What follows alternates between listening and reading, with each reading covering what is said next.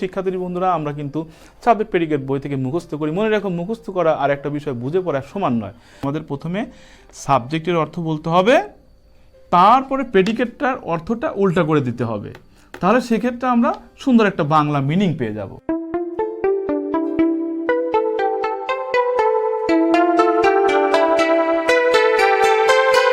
সুপ্রিয় শিক্ষার্থী বন্ধুরা, master plans of basic grammar 2021 এর প্ল্যান অনুসারে আমাদের আজকের তৃতীয় ক্লাস। প্রিয় শিক্ষার্থী বন্ধুরা, সবাইকে ফারুক ডিজিটাল একাডেমির পক্ষ থেকে স্বাগতের জন্য শুরু করছে আজকের ক্লাস। আমাদের আজকের ক্লাসে রয়েছে সাবজেক্ট অ্যান্ড প্রেডিকেট। শিক্ষার্থী বন্ধুরা, একটি ইট দিয়ে শুরু হয়েছিল 10তলা বিল্ডিংয়ের ফাউন্ডেশন। তো আমরা যদি সুন্দরভাবে ইংরেজি শিখতে চাই, আমাদের মধ্যে যদি ইংরেজির ভিতকে মজবুত করে ধরে রাখতে চাই, তাহলে আমাদেরকে কিন্তু লেটার দিয়ে শুরু করতে হবে। আর আমি লেটার দিয়ে শুরু করেছিলাম, তারপরে ওয়ার্ড সেন্টেন্স। আজকে আমরা আলোচনা করব সাবজেক্ট অ্যান্ড প্রেডিকেট দিয়ে। সাবজেক্ট অ্যান্ড প্রেডিকেটকে ছোট বলে মনে করার কিছু নেই, কারণ এটা বাক্যের এত গুরুত্বপূর্ণ একটি উপাদান, যে দুটি উপাদান সম্পর্কে নলেজ না থাকলে অনেকেই আমরা ইংরেজি বলতে পারবো না। আবার আমরা যারা বাংলা ভাষাভাষী মানুষ, তারা ইংরেজি থেকে বাংলা ভালোভাবে করতে পারবো না। তো আজকের ক্লাস অর্থাৎ তোমাদের বেসিক গ্রামারকে স্ট্রং করার জন্য যেগুলো প্রয়োজন, সেই বিষয়গুলো নিয়ে আলোচনা করব, যাতে তোমাদের পরবর্তী নিজেদের ক্লাসের যে গ্রামারগুলো রয়েছে সেগুলো করে তোমাদের কোনো সমস্যা না হয়।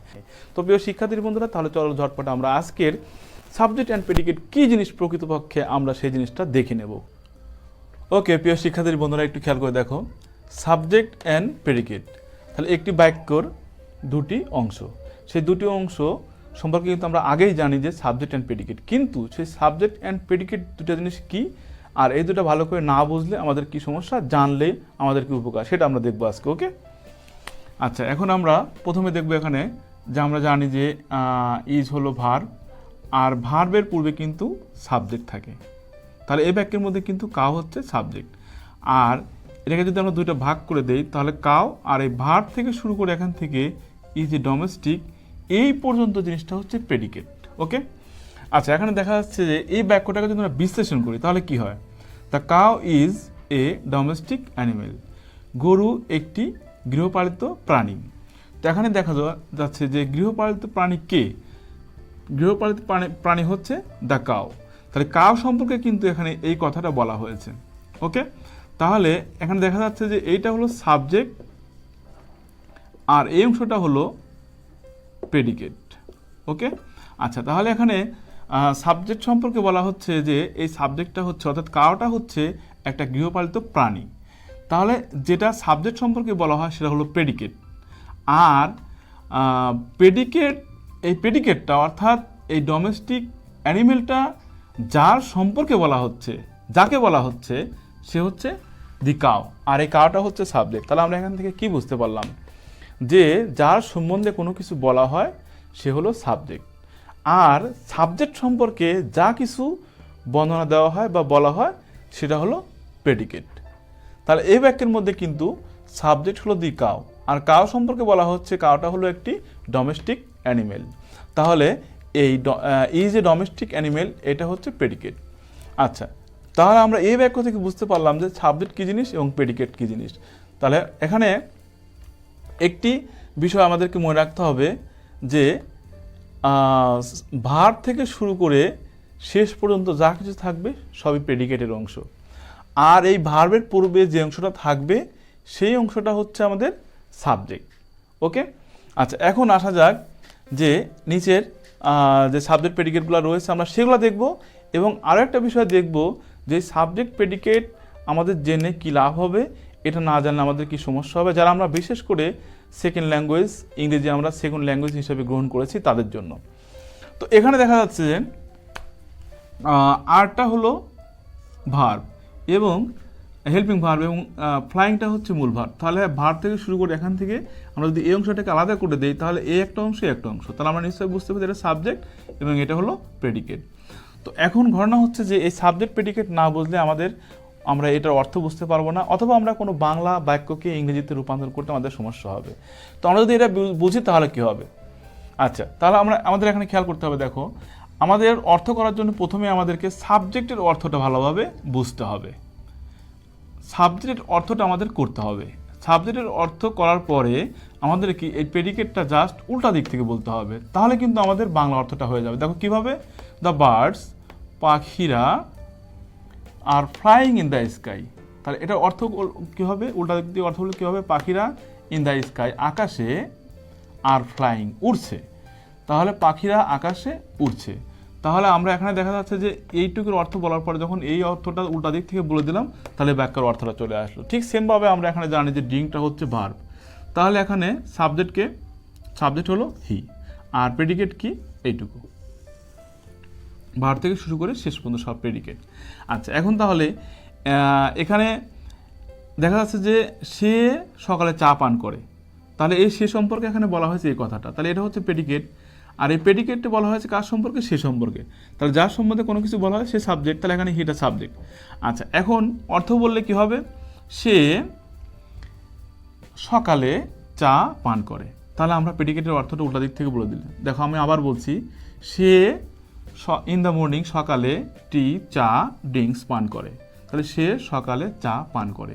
তার মানে কি, সাবজেক্টের অর্থ বলার পরে আমরা উল্টা দিক থেকে অর্থ করে দিলেই এটা সুন্দর একটা মিনিং এসে যায়। যত বড় সেন্টেন্সই হোক আমরা ঠিক সেমভাবে যদি অর্থ করি তাহলে আমাদের অর্থে কোনো সমস্যা হবে না। এবং আমরা বড় বড় প্যাসেজ পড়ার পরে এইভাবে যদি অর্থ করি তাহলে প্যাসেজের অর্থটা বুঝতে পারবো এবং ওই প্যাসেজটা বুঝতে পারবো, আর ওই প্যাসেজ থেকে যে প্রশ্নগুলো থাকবে আমরা সেই প্রশ্নগুলো কিন্তু লিখতে পারবো। তাহলে এখানে সাবজেক্ট এবং প্রেডিকেট কিন্তু একটা গুরুত্বপূর্ণ বিষয়, সেজন্য কিন্তু আমি এই বিষয়টা আমার আলোচনায় তুলে এনেছি। এরপর আমরা দেখতে পাচ্ছি যে এখানে হি রয়েছে এবং ড্রিঙ্কস থেকে এখানে এই অংশটা কত বড়, অনেক বড় কিন্তু এটা। আচ্ছা, এই সেন্টেন্সগুলো কিন্তু আরও অনেক বড় করা যায়। আচ্ছা, যত বড়ই হোক আমি বলছি যে এভাবে অর্থ বলতে হবে। তাহলে অর্থটা বললে কি হবে, আমরা বলবো এটা প্রথমে সে, ওকে, সে, এরপরে কি, হিজ ফ্রেন্ডস, তার বন্ধুর সাথে, উইথ হিজ ফ্রেন্ড, তার বন্ধুর সাথে, ওকে। তারপরে কি, ইন দ্য মর্নিং সকালে, তারপরে কি, চা, তারপরে কি, পান করে। তাহলে দেখো, সে তার বন্ধুর সাথে সকালে চা পান করে, তাহলে এখানে কিন্তু সুন্দরভাবে অর্থটা হয়ে গেল। তাহলে আমরা এখান থেকে কি বুঝতে পারলাম, আমাদের প্রথমে সাবজেক্টের অর্থ বলতে হবে, তারপরে প্রেডিকেটটার অর্থটা উল্টা করে দিতে হবে, তাহলে সেক্ষেত্রে আমরা সুন্দর একটা বাংলা মিনিং পেয়ে যাব। আচ্ছা, এখন আমরা শুধু কি ইংরেজি থেকে বাংলায় করব, আবার আমরা আমাদের মনের যে কথাগুলো আছে সেই বাংলা কথাগুলোকে আমরা ইংরেজি যখন করব ঠিক সেমভাবে আমি সাবজেক্টে আর ইংরেজি লিখব, তারপরে যে প্রেডিকেটটা থাকবে সেটাকে আমরা উল্টা দিক থেকে ইংরেজি করে দেবো, তাহলে আমাদের ইংরেজি হয়ে যাবে। তাহলে এখানে আমাদের এই যে ট্রান্সলেশনের ব্যাপারটা রয়েছে, ইংরেজিতে যে পারদর্শিতার ব্যাপারটা রয়েছে, আমি যত কথা বলবো, যত কিছু ভাববো, সেই কথাগুলো আমরা বাংলাতে রূপান্তর করতে পারবো ইংরেজি থেকে, আবার ইংরেজিকে আমরা বাংলাতে নিতে পারবো, তাহলে কিন্তু ইংরেজি শেখাটা আমাদের সার্থকতা চলে আসবে, ওকে। আচ্ছা, এখানে দেখো, the boys of this school are strong in football, okay. আচ্ছা, এখানে দেখা যাচ্ছে ভার্বটা হচ্ছে আর, তো আমরা যদি ভার্বের আগে দুটো ভাগ করে দিই তাহলে দেখা যাচ্ছে যে এই অংশটা হলো সাবজেক্ট, দেখো অনেক বড় একটি সাবজেক্ট, আর এই অংশটা হচ্ছে প্রেডিকেট। তাহলে এই অংশটা সাবজেক্ট, এই অংশটা প্রেডিকেট। তাহলে এখানে দেখো, the boys of this school, এই স্কুলের বা এই বিদ্যালয়ের ছেলেরা, ইন ফুটবলে আর শক্ত বলতে এখানে শক্ত না, পারদর্শীর কথা বলা হয়েছে। তাহলে এখানে কিন্তু সুন্দরভাবে আমরা এই সাবজেক্টের অর্থটা বলে দিলাম, তারপরে এটা উল্টা দিক থেকে বলে দিলাম, হয়ে গেল। ঠিক সেমভাবে আমি যদি একটি বাংলা কথা লিখি যে সে প্রতিদিন নদীতে গোসল করে, তো এখানে দেখা যাচ্ছে যে সাবজেক্ট হলো সে, আর এই অংশটাকে আমরা যদি প্রেডিকেট ধরি তাহলে আমি প্রথমে সাবজেক্টের ইংলিশ লিখবো সে, দেখো হি লিখলাম। এখন এইটা আমরা উল্টা দিক থেকে লিখে দেবো, তাহলে কিন্তু আমরা ইংরেজিতে চলে আসবো আবার। তাহলে গোসল করা ইংরেজি কি, টেক্স বাথ, মানে কি গোসল করা, ওকে। অথবা বেইদ লেখা যায় শুধু, যাই হোক আমি টেক্স বাথ লিখে দিলাম, তো গোসল করা ইংরেজি লিখে দিলাম। তারপরে এখানে নদীতে, তা নদী ইংরেজি কি, ইন দ্য রিভার, ওকে। এরপর লেখা আছে প্রতিদিন, তাহলে আমি এখানে লিখে দিলাম এভরিডে। এভরিডে, তাহলে দেখো সুন্দর ইংরেজি হয়ে গেল যে he takes bath in the river everyday. তাহলে যেভাবে আমরা এই সাবজেক্টের অর্থ বলার পরে প্রেডিকেটটাকে আমরা উল্টায় অর্থ করে দেবো, তাহলে বাংলা হয়ে যাবে। আবার ঠিক সেমভাবে এখানে বাংলাতেও বাংলাকে আমরা বাংলার যে সাবজেক্ট থাকবে, কর্তা থাকবে, সেই কর্তার ইংরেজি লিখে দেবো, আর বাকিটা আমরা উল্টা দিক থেকে সুন্দরভাবে ইংরেজি লিখে দেবো, তাহলে কিন্তু আমাদের ইংরেজিটা হয়ে যাবে। তাহলে এখানে ইংরেজি ভাষার বৈশিষ্ট্য কী, বাংলা ভাষার বৈশিষ্ট্য কী, এই দুইটা বিষয় বুঝলে সাবজেক্ট প্রেডিকেট কোনটা থেকে কত দূর পর্যন্ত, এই বিষয়গুলো বুঝলে কিন্তু আমরা এই বিষয়গুলো আয়ত্ত নিতে পারি। তাহলে আমাদের কাছে কিন্তু পরিষ্কার হয়ে গেল যে সাবজেক্ট কী, প্রেডিকেট কী, এবং সাবজেক্ট প্রেডিকেট জানলে আমাদের সুবিধা কী আর না জানলে আমাদের অসুবিধা কী। তো প্রিয় শিক্ষার্থী বন্ধুরা, এই ছিল আমাদের আজকের সাবজেক্ট এবং প্রেডিকেট সম্পর্কে আলোচনা। তো পরবর্তী আলোচনা দেখার আমন্ত্রণ জানিয়ে বিদায় নিচ্ছি। সবাই ভালো থেকো, আল্লাহ হাফেজ।